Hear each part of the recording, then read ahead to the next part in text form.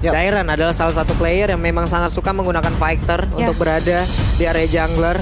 Itu adalah satu identitas yang dimiliki oleh player yang dimiliki oleh teman-teman dari Rebellion Rebellion ini. Masih bahkan masih terbuka loh. Benar-benar Barak is wow. Ya ini adalah hero fighter yang memang harus digaris bawahin ya. Dimana Fearless akan menggunakan itu loh. Yang aku lihat malah kayak dipaksa gak sih untuk pakai Esme ditaruh di posisi jungle. Bisa jadi. Salah satu stratnya juga memang gitu kan. Dan mungkin dari RRQ juga udah siapin obatnya. Sebenarnya kalau kita lihat dari Cloud sendiri itu pasti bisa ngebocorin. Dan kalau memang Albert mau bermain dengan Assassin, ya masih open dari linknya. Atau kalau memang dia mau lebih safety lagi dari Assassin, Hayabusa masih bisa jadi pilihan juga. Ya, plus satu hero sejauh ini. Julian belum terlihat. Julian masih bisa digunakan. Dijadiin jungler, oke. Kita udah melihat bagaimana kiprah dari Julian itu sendiri saat dijadikan jungler. Dairon sekarang udah ada lagi Chow yang memang dia ambil satu inisiator yang sangat-sangat baik karena ada beberapa hal yang memang bisa diganggu. Contoh, Cloud, Blazing Duet masuk ke dalam area pertempuran ataupun masuk ke dalam kerumunan pemain dari Rebellion. Di saat ada Chow, selama ada Chow, kalau memang on point ke arah Cloud, gak bakal selamat, gak bakal ada fungsi yang berarti dari Cloud ini sendiri. Dan bisa maksa juga gak sih? Jadi maksa Cloud-nya harus pakai Purify, maybe, mungkin. Agak terancam dikit lah ya dengan, bukan dikit bahkan dengan adanya Chow yang dimana kalau nantinya Chow bisa memanfaatkan dua Dragon dengan sangat baik. So pergerakan dari Skylar nanti akan tersendat, so ini harus perlu diperhatikan. Kita akan lihat tentunya battle spell apa yang bakal dibawa juga dari sisi Skylar, tapi kita akan lihat chemical jungler seperti yang bakal dibawa dan ternyata Uranus dan juga Lunox. Pakito jungler untuk Albert. Pakito jungler, Lim. Ini satu hero yang sangat bisa nge-trigger lagi ke arah real manipulation yang bisa digagalkan. Benar. Cuman resiko pula. Ya, resikonya pasti ada karena namanya Pakito gitu kan, dia akan sedikit lebih maju lah daripada yang lain, dia bagian depan gitu kan, dan bisa langsung di counter initiate mengingat adanya Yves dengan reward manipulation nantinya dan adanya Chow juga. Jadi dari Pakitonya ini targetingnya benar-benar harus mantap, kayak siapa yang harus di-kill pertama itu yang harus dipikirkan terlebih dahulu. Beberapa hero fighter mungkin masih bisa dimanfaatkan juga untuk Fearless, kecuali nantinya akan ada hal yang lain lagi yang dia lakukan, ataupun untuk kali ini sepertinya akan ada XP laner kah? Tapi ternyata SB Jungler sepertinya, dan Rafaela lah yang akan menjadi roamernya. Ini covering dari Wijanarko sangat-sangat dibutuhkan sekali, belum lagi dengan Holy Baptism-nya. Pasti ini akan sangat membuat pemain dari Arkeosi siapapun apabila terkena efek satu garis dari Holy Baptism tersebut akan menghilangkan momentum. Let's see seperti apa pertandingannya. Ya, kita akan lihat bagaimana visualisasi dari 10 hero tersebut dari RRQ Hoshi dan juga anak-anak dari Rebellion yang terlihat suara sorak gemuruh dari para pendukung kedua belah tim sudah siap tentunya untuk berikan semangat dan dukungan bagi kedua belah pihak di match kita yang terakhir. Ini dia RRQ Hoshi melawan Rebellion Zion 40. Ya, benar sekali. Jadi buat teman-teman semua, EPL Arena coba kita bakar dulu. EPL Arena, mana suaranya? Itu dia yang kita butuhkan, semangat dari masing-masing fans. Ya, ini dia. Kita udah lihat dan masuk bahkan terbang ke land up down kita, di mana beberapa hero dari RRQ Hoshi dan juga Rebellion Zion sudah mulai menjajaki possibility dan bahkan sudah mulai ngamanin ke area purple buff-nya. Fearless Chow jungle. Oke, ternyata.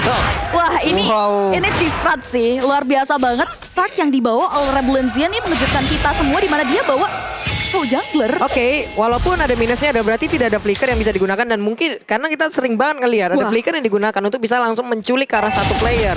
Kali ini sebuah kejutan lagi dipertontonkan. Wow, ini bener-bener gak expect sih. Kenapa? Karena sebenarnya menurut aku kalau memang Esme-nya ditaruh di jungle kan, match up-nya antara jungle Esmeralda dan juga jungle Pakito. Esmeralda enak juga sebenarnya ngelawan Pakito karena kita tahu lah Pakito juga punya absorb gitu kan. Dan itu bakal enak ternyata.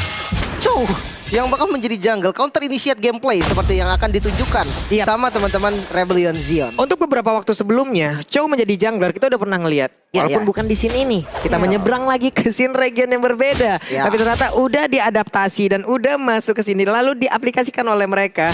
Ya udah kita lihat aja seperti apa hasilnya nanti. Walaupun untuk kali ini kita lihat Dairon ya udah mendapatkan beberapa hit yang masuk dari tubuh Albert. Begitu menyakitkan, namun di area tengah Swallow-nya seorang diri langsung aja berada dengan dua player, ada Lemon, ada Finn. Dimana untuk Lunox-nya akan menjadi satu orang yang akan melelehkan pergerakan dari Esmeralda. Walaupun dengan adanya Rafaela, kemungkinan ini akan menjadi satu counter yang begitu mematikan. Bener banget. Sebagai follow up tentunya ya. Yap. Ya, sebagai follow up. Dan ini menariknya dari Rebellion Zion ya. Mereka tahu kalau mereka nggak coba, mereka akan nggak tahu. Mereka akan nggak tahu gimana hasilnya. So, kita bisa lihat mereka langsung mengimplementasikan hero yang mereka bawa. Kita akan lihat bagaimana hasil yang bakal diamankan melalui komposisi hero yang baru dari Rebellion Zion untuk match kita yang terakhir melawan Araki Hoshi. Sejauh mata memandang masih belum ada team fight yang signifikan. Skirmish bisa mungkin dihindari oleh kedua belah pihak. Walaupun terlihat di area Turtle Pit sudah mulai ada pertempuran 40. Yap, itu dia. Dengan kali ini dibuka langsung Reward Manipulation, pertempuran. Terus terlihat ada Wizard Darko menjadi satu orang yang berhasil diamankan. Plus dengan adanya Lemon di tempat yang berbeda menjadi korban pula. Tapi pertempuran masih terjadi di bagian tengah. Hanya saja untuk kali ini beberapa player dari Araki Hoshi harus mundur. Tapi R7 masih menetapkan dirinya untuk berada di area tersebut. Belum mau pulang sebelum dirinya diusir habis-habisan oleh pemain dari Rebellion Zion. Dan bahkan ini kita bisa lihat juga satu untuk satu dari kedua belah pihak tentunya, di mana Lemon yang harus terpick off dan Rija Narco sebagai roamer dari Rebellion Zion harus hilang. Sejauh ini Turtle belum mau di setup dari kedua belah tim lagi. Tadi skirmish yang terjadi di follow up dengan saat baik dari keduanya. Fearless kembali berkutat terhadap jungle patternnya. Begitupun juga dengan Albert. Walaupun kita lihat Dairon dari kedua belah inisiator sudah mulai melakukan inisiasi ke area Turtle. Dairon sudah mulai mendapatkan informasi. Fearless pun berada di area sisinya. Albert sudah mencoba untuk follow up, tapi Fearless enggan untuk pulang. Di follow begitu saja. Dengan ada satu buah knock off fake, R7 coba untuk mulai join the fight, tapi masih belum mau di follow up lebih jauh lagi, Pak Pulu. Waduh, itu dia Cycling Eagle di belakang. Fearless-nya seorang diri belum mau mengamankan juga karena satu Wave Dragon karena ingin mendapatkan pula karena Turtle, tapi masih gagal. Karena Turtle-nya berhasil langsung diambil. Fearless menggunakan Chow akan menjadi satu hero yang bisa dibilang ini akan ada di dua pintu yang berbeda. Di saat pertempuran terjadi seperti ini, di saat tidak ada Cloud, dia akan bisa enak menculik siapapun yang dia mau. Tapi di saat ada Cloud untuk join dalam fight, sebaik mungkin dia harus menunggu hingga Cloud-nya masuk, Lin. Iya, counter initiate gameplay seperti itu. Yap. Tapi Dairon Itu dia, Dairon mendapatkan akibatnya. Seperti yang udah kita jelaskan sebelumnya, Lunox akan menjadi sosok yang tidak ingin ditemui oleh Esmeralda Kita tahu dimanapun. Benar banget, kita tuh dari dulu adalah business point-nya dari Esmeralda, gak cuma Dairon, tapi fokus kita berada di area top lane, di mana Hans menjadi pulang-pulang dengan ada satu buah circling eagle yang sempat mendarat. Lalu mati Dairon saja, tapi terlihat dari Heist masih bisa mundur ke belakang, dibalaskan dengan ada satu buah Dark Dragon, mengarahkan soal Fearless, langsung di follow dengan Counter Strike Skylar, maju ke depan dengan Battle War Index, tapi Renner mati yang dikeluarkan seorang Heist dari posisinya cukup jauh menumbangkan. Karena seorang Albert tidak berhenti sampai di sana karena Blazing Duet sempat dikeluarkan oleh seorang Skylar, Pak Pulung. Kalkulasi yang sangat baik dilakukan oleh Skylar. Dia Blazing Duet, dia tahu di depannya ada beberapa player dengan darah yang gak begitu banyak. Tapi dengan adanya tadi satu Nibiru, dia tahu lah dia balik lagi. Oke, kita hold dulu, kita santai dulu. Masih ada kesempatan berikutnya, masih ada setup lain lagi yang bisa dibangun. Line up RRQ yang berisi R7, Lemon, Albert, Finn. Skylar masih belum terkalahkan di MPL ID season 10. Dan ada apa lagi? Sebuah gangguan yang dilakukan oleh R7 dengan menggunakan Uranusnya. Pede banget, seorang Ciri mengacak-acak. Ada 3 player di area tersebut. Malah dia usir, tapi Wave Dragon langsung dikeluarkan. Berhasil untuk nge-trigger lagi satu ultimate. Dan itu akan menjadi informasi yang sangat baik. Bahkan Finn kali ini langsung aja join the fight untuk bisa memberikan DP tambahan. Malahan Fearless-nya yang diusir pula. Dan Swallow untungnya masih bisa ngegocek, tapi Albert pulang terlebih dahulu. Ya, Albert nakal banget ya. Dan ini dia kalau kita bisa bilang R7 dengan hero durability-nya. Dia pasti bakal manfaatin durability-nya untuk main jauh.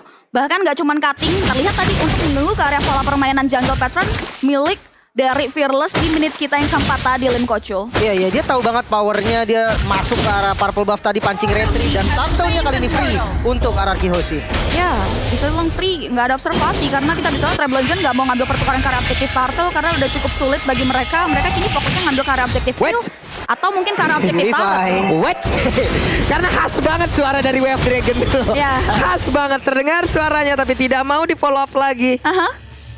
Kalau emang dilanjutin akan butuh waktu lebih untuk bisa mendapatkan lagi ke arah Matilda. Ya, itu agak berat Apakah sih. itu worth it?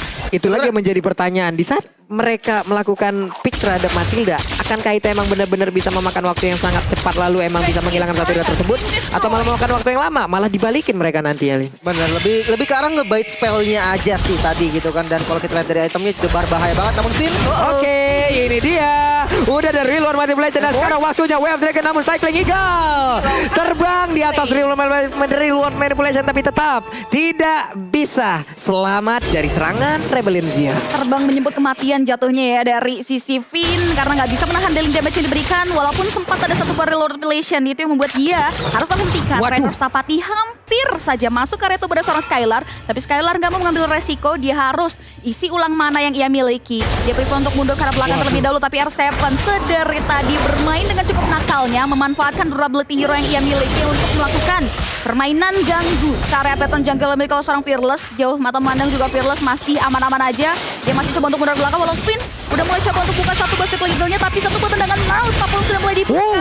Namun belum ada follow up yang cukup signifikan di area top lane. Sayang banget udah mengorbankan satu flicker untuk mengeluarkan nih birunya untuk memberikan damage tambahan ke arah Cloud, tapi Cloud-nya nggak ke pick off. Ini akan menjadi satu informasi lagi yang berhasil diambil oleh RRQ, berarti Beatrix-nya nggak bakal ada lagi flicker untuk beberapa saat ke depan dan mereka bisa melakukan sebuah pergerakan di mana kali ini aksi balasan dilakukan pula oleh pemain dari Rebellion dan satu orang berhasil diangkat dan itu adalah Albert. Namun untuk kali ini darah putihnya masih bisa disador oleh Dairon. Dua orang ditukar dengan Fearless. Ini agak mahal ya si Lim Kocul karena dua hero-nya dari RRQ Hoshi harus hilang, tapi ini worth it sih karena junglernya ya kan yang diambil dari sisi RRQ Hoshi. benar, dan memang counter initiate gameplay yang diinginkan dari Rebellion Zion yang terjadi barusan karena memang momennya itu pas banget. Namun kita lihat di mid lane Lemon. Ya, Lemon sempat menjadi bulan-bulan dengan loncatan indah dari Dairon melalui satu buah falling star move-nya, tapi Lemon masih punya brilliant order. Dia masih bisa mundur melalui bola-bola lucunya untuk menghindari serangan yang diberikan, dan Dairon begitu pun juga kawan-kawan gak mau terlalu overcommit. Turtle yang ketiga kini akan menjadi fokus dan tujuan utama dari kedua belah pihak. Dan sekarang Skylar sudah join the fight. Ada satu daerah lagi yang berhasil dihancurkan. Namun untuk kali ini kita lihat saja Void Crystal. Namun di bagian belakang R7 udah berhasil nge-trigger lagi dengan adanya satu Wave Dragon udah dikeluarkan. Dan sekarang tidak akan ada lagi turtle untuk Rebellion Zion karena berhasil lagi diamankan oleh pemain dari RRQ Hoshi. Tapi Rebellion Zion sejauh ini sudah sangat-sangat baik sekali. Mereka berhasil untuk menahan. Mereka berhasil mengambil satu objektif bagian atas. Ada perubahan posisi lagi antara dari God Laner dan juga XP Laner SME-nya sekarang ke area top lane. God Laner-nya Area bottom ataupun lane, si Skylar ya. Skylar ataupun dari Beatrix-nya itu sendiri udah bergerak ke area bottom lane. Ini udah mulai terjadi permainan objektif setelah Fearless commit karya R7, tapi R7 terlalu tanky. Dia masih bisa men-sustainable dealing damage yang diberikan dari sisi Fearless, tapi lihat di area mid lane. Beberapa member dari RRQ Hoshi fokus ke objektif middle baratnya, bahkan bicara Narcos still survive. Dia bisa mundur ke belakang Fearless. Coba untuk memberikan distraction untuk memukul mundur dari anak-anak RRQ Hoshi. Tapi Rebellion Zion tidak mendapatkan peruntungan tentunya, mengingat mereka harus kehilangan center yang bisa dibilang ini mahal banget karena visionnya akan jauh lebih luas dari RRQ Hoshi. Dari itemnya Lim Kocul. Iya, udah jadi dominance dan enchanted talisman. Ini dari R7 sih udah susah banget di kill ya. Dan next itemnya ke arah Oracle. Ketika udah jadi Oracle makin lebih gila lagi nih. Dan yang aku suka adalah permainannya yang dia tahu dia kuat, dia nggak bisa di take down dengan gampang. Dia masuk jauh banget dan menangin minion managementnya. Sementara kalau kita lihat dari Beatrix dan dari Heist, ya dia udah punya BOD dan udah ada Malefic Roar. Ini dua item yang membuat damage yang dikeluarkan dari Beatrix itu pasti masuk ke arah RRQ Hoshi. Sakit banget loh itu damage-nya barusan. Perih ya. Cuman kalau menurut gua ya, dari penggunaan Way of Dragon yang dimiliki oleh Fearless harus jauh lebih baik lagi kalkulasinya. Enggak di semua tempat, ataupun pada Uranus mungkin akan bisa jauh lebih ditahan lagi. Karena beberapa momen tadi harusnya bisa mereka lakukan, tapi malah kehilangan dari R7 untuk kali ini dari RRQ Hoshi. Dan sebelumnya Fearless itu dong, garis bawain penggunaan dari Wave Dragon ya memang harus tepat.